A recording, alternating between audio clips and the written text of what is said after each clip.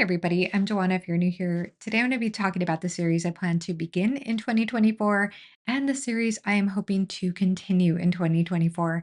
And yes, this is a highly aspirational list, but I am very excited to talk about some of these series today. And I hope that I will have a good experience with the ones I'm able to get to. I do have some buddy reads planned for some of these, so I'm hoping that that will help me continue to keep on the path with these series, but we will see, right? So, starting out with the series that I plan to begin in 2024, the first of these is The Dandelion Dynasty by Ken Liu. Now, I know that there are varying circles when it comes to fantasy readers, such as BookTube, Goodreads circles, Reddit circles, various Discords, and Facebook groups. But I know in my corner of BookTube, this series gets all the praise. I have heard nothing but high praise for this series. It is a four-book series, it is epic fantasy, and I understand that there is an omniscient third-person narration to give you this big, grand scope of the world. And for that reason, it takes some time getting grounded into the story, but that it's very rewarding to stick it out because, especially with book two, Wall of Storms, that book will just take you by storm and get you sucked into the series. So I'm excited to get into this because I think it's probably the most widely talked about epic fantasy series that's been written over the last couple of years that I've been hearing about. So I I just have a good feeling about it based on the friends I've heard gush about it. Now, the next of these is Aspect Emperor by R. Scott Baker. This is the second series in the second Apocalypse series, which is a broader series that begins with the Prince of Nothing trilogy. So I read and really enjoyed the Prince of Nothing trilogy last year. So this particular trilogy, I'll go ahead and say, has to do with an apocalypse that happened in the past and another apocalypse that's on the horizon. And so there's this holy war that's brewing at the same time. It's a very well realized world. It's a world in which you read the beginning of the book and you feel like this is a world that's been lived in. It's very dark and bleak in tone, but Baker just has a way with words. I did do a spoiler free review of this series if you're curious to hear thoughts about it, as well as a spoiler free review of the first book. But I was really taken by the story, the tragic elements, the themes, and Baker's writing style. So I am very much looking forward to continuing this series, even though I understand it gets even darker, even more bleak as you read on.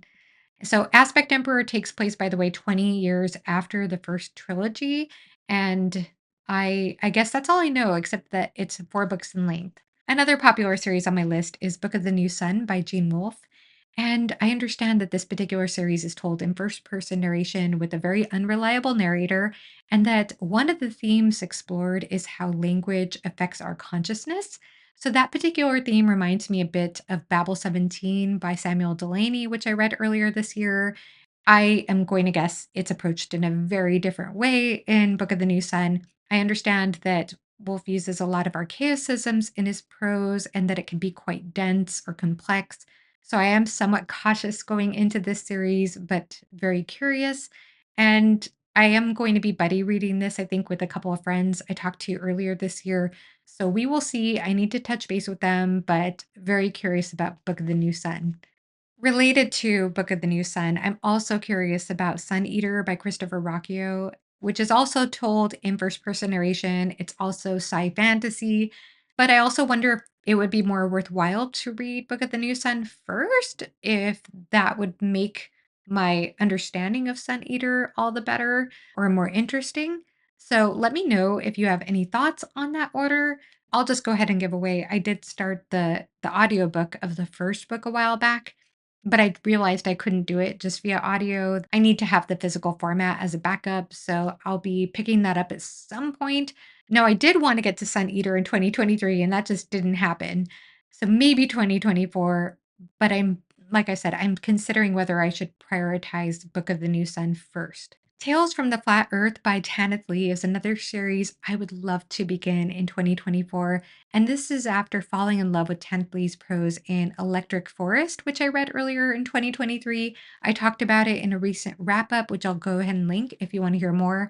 But I know that before I even finished Electric Forest, I knew I wanted to read more by this author. I just found her prose evocative. It was stunning. It was so immersive. I've also heard fantastic things about Tanith Lee and her writing from other people who are much more well read than I am in science fiction and fantasy. She has passed away now, and so a lot of her books were very highly regarded in the 80s, I think. Now I understand from looking up a little bit about the series that Earth is considered a flat square and that there are different realms to this world. So it sounds like it's doing some very creative and interesting things world building wise. And again, just given how much I loved Tanith Lee's writing style in Electric Forest, I'm very much looking forward to picking up other books by her. The Bloodstones is book one in a trilogy by Tori Tekken. Now, Tori did gift me an arc to this book, and I've heard such great praise for it so far. So I am hoping to get to this in 2024 as well. And if you want to support Tori, you could check out her channel, check out her book, check out all the wonderful praise people have been saying about it. The Serentine Mosaic by Guy Gabriel Kay is a duology I would love to get to in 2024. I've only read two books by Guy Gabriel Kay so far, The Lions of Alrasan and A Song for Our Bone. I did reviews for both of those books because I love them so much. I hosted discussions on those books.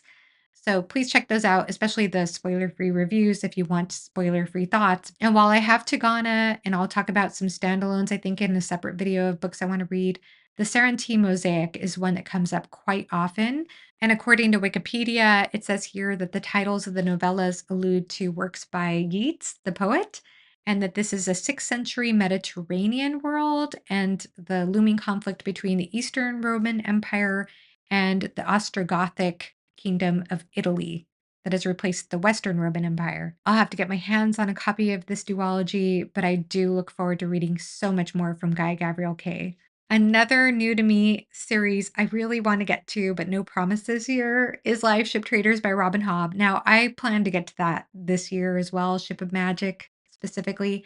And if you don't know, Live Ship Traders is part of the Realm of the Elderlings. The Realm of the Elderlings is a larger series by Robin Hobb, beginning with the Farseer trilogy, and then we have the Live Ship Traders trilogy, and then we have a few other series in the larger Realm of the Elderlings. But the Live Ship Traders, unlike Farseer, is told in multiple perspectives, and we're dealing with nautical fantasy elements such as sentient ships. I don't know a ton, even though I keep hearing about the trilogy. I don't know the overall plot very well, but I have heard exceptional praise for this trilogy. Now, I do have a lot of big, chunky, epic fantasy books on my TBR for 2024. So I don't know if I want to commit to Live Ship Traders next year for sure, but it's definitely a possibility. It is something that I might just be on a whim and need to read Robin Hobb and pick it up. Now, on to series I plan to continue in 2024, starting out with The Wars of Light and Shadow. So, the next book I have to read for this series is Grand Conspiracy. And I've been having some wonderful discussions with A Critical Dragon and Philip Chase on this series.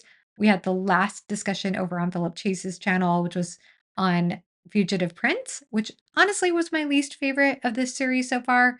But I know it's setting up a lot of things for this second book. If you don't know, The Wars of Light and Shadow is an 11 book series, and I know that this is part of the second arc of the series. So the first three books or four books, depending on which editions you have, set up the first arc of the series. And then this is the second arc of the series.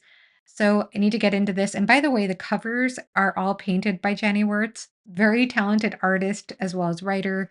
And I really love the cover of this because it has a wraparound cover. So I really look forward to continuing the series and continuing the wonderful discussions I've been having with AP and Philip. Next series to continue in 2024 would be the Edan trilogy by Philip Chase. And Philip did very kindly gift me this edition here. And I understand that the elf takes center stage in this book, in this third book, and the elf stuff in this trilogy happens to be my favorite part of this trilogy. I find it just very beautifully written and darkly written as well, which is perfect for me as an assassin elf.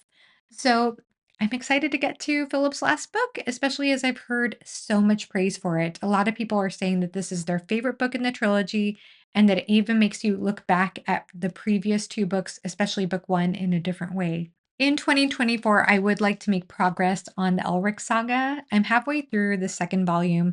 Though I will be honest that the last book that I read in this series, The Revenge of the Rose, was my least favorite Elric story so far. But I have heard that the next installment is very good in comparison. That's The Bane of the Black Sword? Yes, The Bane of the Black Sword. I will eventually get to this. It's not super high on my list right now, but I am looking forward to continuing and completing this installment and then hopefully getting to the 3rd volume, maybe next year as well. We'll see. While not science fiction or fantasy, I do hope to finish the Border trilogy by Cormac McCarthy with Cities of the Plain. So, this particular trilogy includes All the Pretty Horses, which is book one, and then book two, The Crossing. Those two books are set in slightly different periods with different characters, but they deal with cultural aspects from one side of the border to the other in the Texas Mexico border region, also some of New Mexico as well.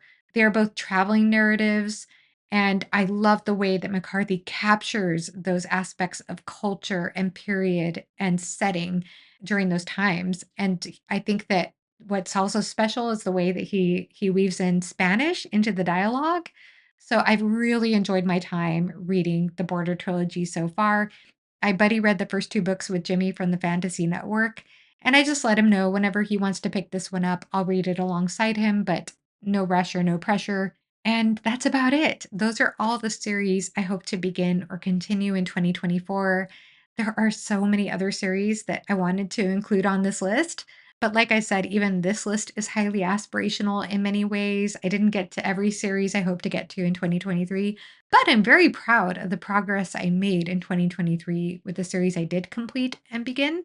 So please let me know if you've read any of the books I've mentioned here, or if you're planning to read any of the books I've mentioned here. If there's any other series you think I should prioritize, I would just love to hear your thoughts in the comment section below. Say hi if you just want to say hi and let me know you're here. And thank you so much for watching. Have a great rest of your day. Bye bye.